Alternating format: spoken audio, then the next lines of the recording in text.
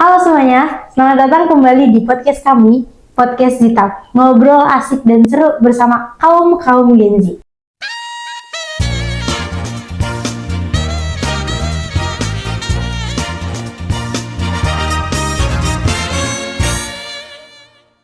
Balik lagi sama gue Titi, gue yang bakal nemenin kalian dari awal cerita sampai ujung cerita.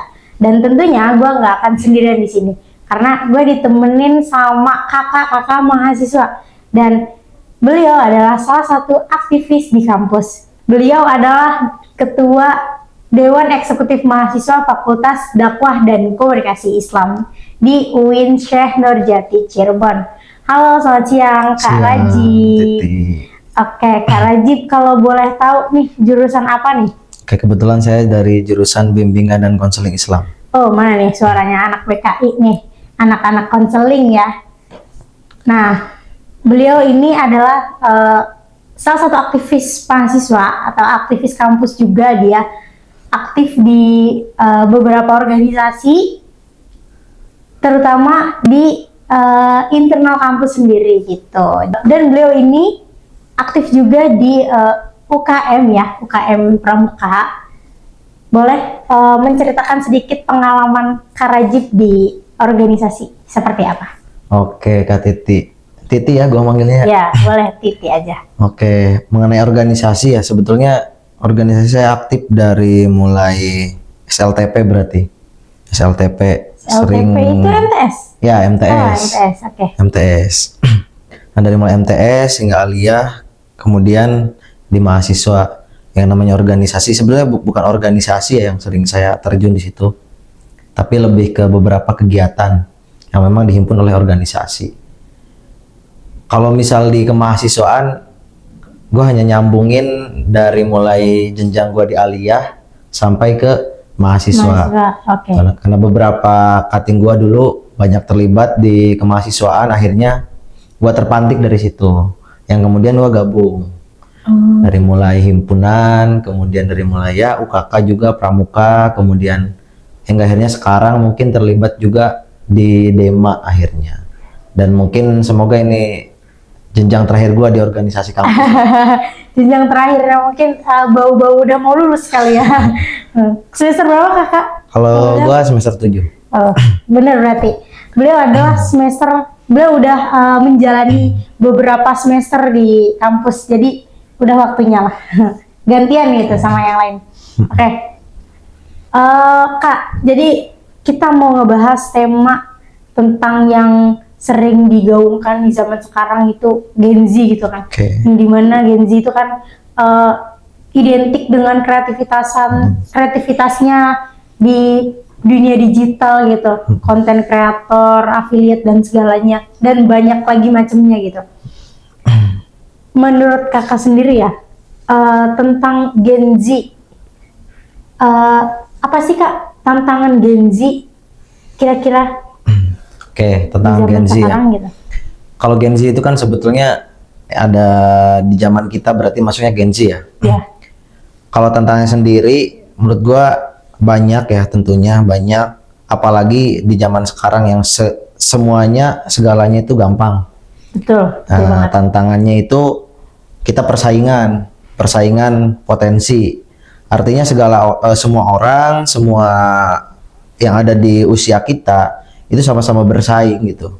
Gimana caranya mereka cari perhatian, karena lu gak punya skill, lu kalah gitu. Lu punya skill, lu menang gitu. Oke. Berarti kompetisi ya, karena ya mungkin lagi-lagi hidup itu adalah kompetisi. Betul. Gitu. Mau nggak mau kita pasti dilibatkan, bukan dilibatkan sih, kita pasti bertemu dengan orang-orang yang memang pengen bersaing dengan diri kita sendiri, walaupun emang dari kitanya menjauh gitu, tapi sebenarnya itu nggak bisa dipungkiri juga gitu. Oke. Selain itu ada lagi nggak kira-kira tantangannya nih? Tantangannya juga sebenarnya ini yang paling sering anak-anak sekarang alami lah, mager. Betul banget. Mager.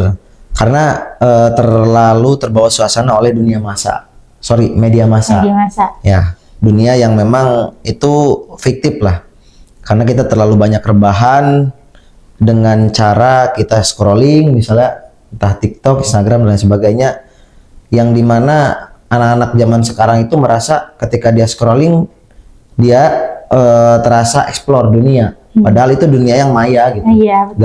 nggak dunia yang senyatanya gitu. Jadi akhirnya itu yang bikin orang-orang mager, karena tanpa dia keluar segala informasi itu terhimpun gitu loh. Itu plus minus sebetulnya, tapi menurut gue itu tantangan, karena magernya itu bikin kita apa ya, mengurangi waktu kita dengan orang lain gitu. Tuh. Mengurangi interaksi kita dengan orang lain Ya. dan mungkin apa ya, mengurangi, jadi bikin tubuh kita jadi makin lemes aja Ya, gitu ya. itu jelas. Dan itu mungkin sangat berpengaruh juga buat kesehatan kita gitu. Betul. Dan bisa ke mental juga ya. Ya, kalau jelas, gitu. jelas. Oke, kira-kira ada lagi nggak tuh Pak tantangannya? Ya, secara umum sih itulah. Secara umum itu yang memang menggambarkan tantangan Gen Z zaman sekarang. Nah, kira-kira dari dua tantangan itu ada lagi nggak sih Kak tantangannya gitu? Ya, sebetulnya banyak lah tantangan yang memang secara umum. Cuman lagi-lagi yang paling dominan sih itu dua. Apa namanya, mager dan juga kompetisi. Oke. Ya, itu jadi modal kita.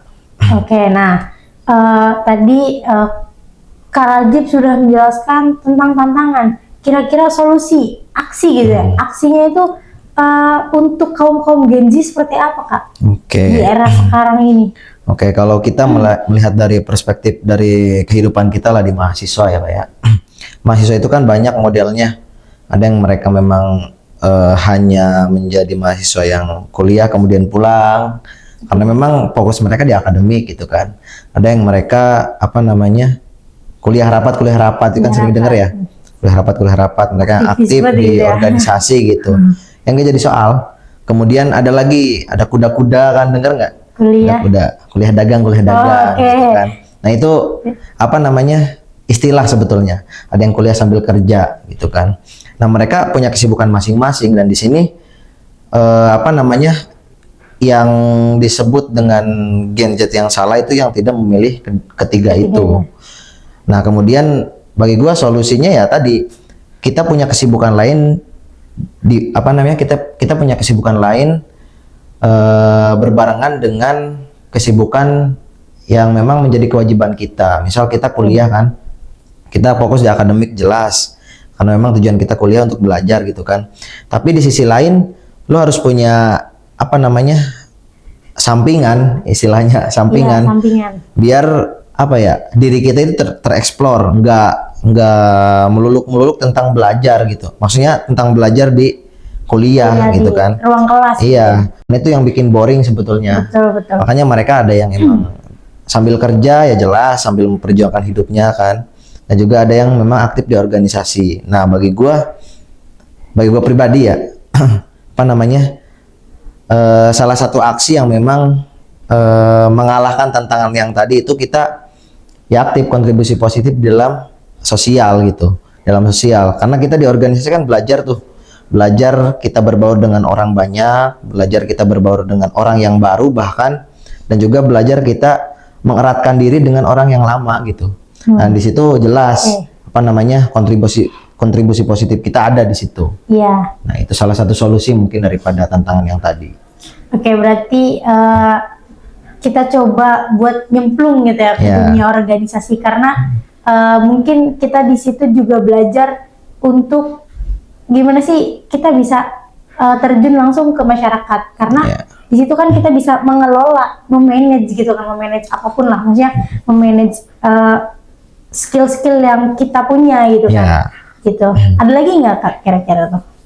Ya banyak lah sebetulnya, banyak. Misal kita apa namanya, menggeluti hobi kita, menggeluti apa namanya, minat kita, hingga akhirnya jadi bakat kan. Misal orang yang minatnya di olahraga ya lu olahraga, orang yang minatnya di seni ya lu seni gitu tuh. Intinya ada kegiatan tambahan yang menjadi diri kita ini terasa terisi gitu. Karena kalau orang terus muter-muter di satu bidang, orang terus muter-muter di satu konteks, ya dia stres jatuhnya gitu.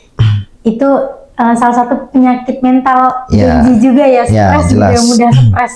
Ya. Karena apa ya, selalu mungkin terbilang sering overthinking gitu. Ya, jelas. Banyak sekali yang harus dipikirkan, yang akhirnya dia nggak mampu gitu untuk mengatasi semuanya.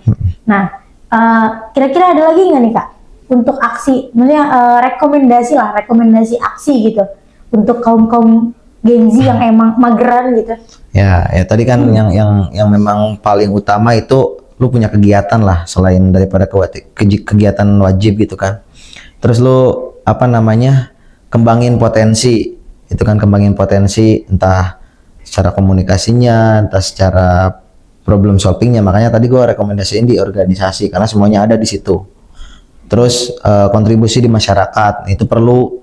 Kadang orang lupa kalau apa namanya, kita di masyarakat hanya ngurung diri kan di rumah, Iya, hanya banyak mager-mageran tuh. di rumah. Nah, padahal di usia sekarang yang memang rentan di dewasa awal lah, kita sebut dewasa awal, kita harus sudah mulai kontribusi ke masyarakat. Karena apa? Karena masyarakat itu apa namanya, kuncinya ada di kita nantinya. Karena ya kalau kita berbicara mahasiswa, kita agent of change gitu kan. Iya, iya. Masa mahasiswa ngurung diri gitu. Nah itu salah satu apa namanya, aksi nyata lah bagi kita seorang Gen Z kan, untuk terjun langsung di masyarakat, entah dengan cara apapun gitu kan, entah ngopi-ngopian doang gitu kan, entah kumpul-kumpul doang, ya minimal nama lu masyarakat tahu Tahu deh. gitu, oke. Gitu. Bukan nama orang tua lu gitu, Iya. tapi nama lu sendiri gitu. Oke, berarti kita harus membuktikan bahwa kita itu sebagai mahasiswa yang memang aktif gitu ya. Oke, apa ya tadi tuh, tantangan aksi. Oke, yang terakhir nih Kak, kira-kira apa sih harapan Kakak terhadap kaum Gen Z untuk menjadi agent of change yang Oke. menjadi gaung-gaungkan seluruh masyarakat gitu. Oke. Mengenai harapan ya untuk Gen Z gitu kan. Ketika berbicara harapan untuk Gen Z berarti harapan untuk gua juga kan. Betul. Gitu kan. Ya yang pasti kita diakui gitu kan. Kita diakui oleh kecil-kecilnya orang tua kita diakui, keluarga kita, sahabat-sahabat kita, termasuk lingkup yang besar mungkin lingkungan kita, masyarakat kita, bahkan sampai diakui negara kan. Nah itu harapan gua, karena terkadang kita selalu dikucilkan gitu kan. Ya karena kita terlalu banyak mageran kan. Nah itu harapan gua. Kemudian ya kita bisa bermanfaat Gen Z ini karena kan punya banyak cara, atau bahkan menghalalkan segala cara ketika dia mau berkembang kan. Iya betul. Benar, Tentang skillnya, tentang apanya. Nah kita bisa sama-sama mengasah skill kita hingga akhirnya kita betul-betul diakui gitu. Tentunya harus punya modal, ya tadi skill gitu kan. Kemudian juga apa namanya, harapan gua tentang Gen Z itu ya kita bisa ngalahin diri sendiri. Artinya apa ya, musuh terbesar itu kan diri sendiri ya. Betul. Nafsunya gitu kan, apanya. Egonya gitu. Nah egonya dan lain sebagainya lah. Kadang kita selalu terintervensi nih. Kata orang, lu kurang tinggi, kita overthinking. Kata orang, lu kalau mandi harus kayak gini gitu, lu kalau jalan harus kayak gini, kita terintervensi. Padahal kita punya diri sendiri yang memang harus kita apa ya, akui, harus kita hargai gitu. Nah orang-orang kadang lupa terhadap apa namanya, self love ya, self love ya.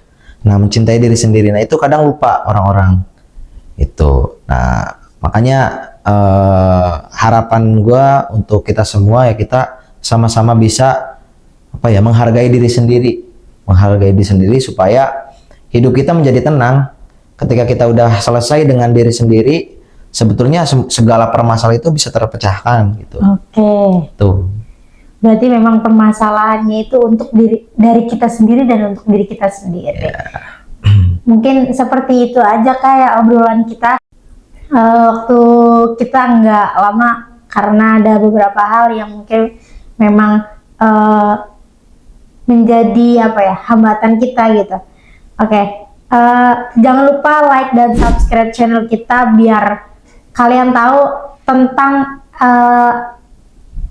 obrolan kita selanjutnya. Oke, gue Tiara Izdihar dan bersama Tum Rajib. Pamit undur diri. Sekian, terima kasih.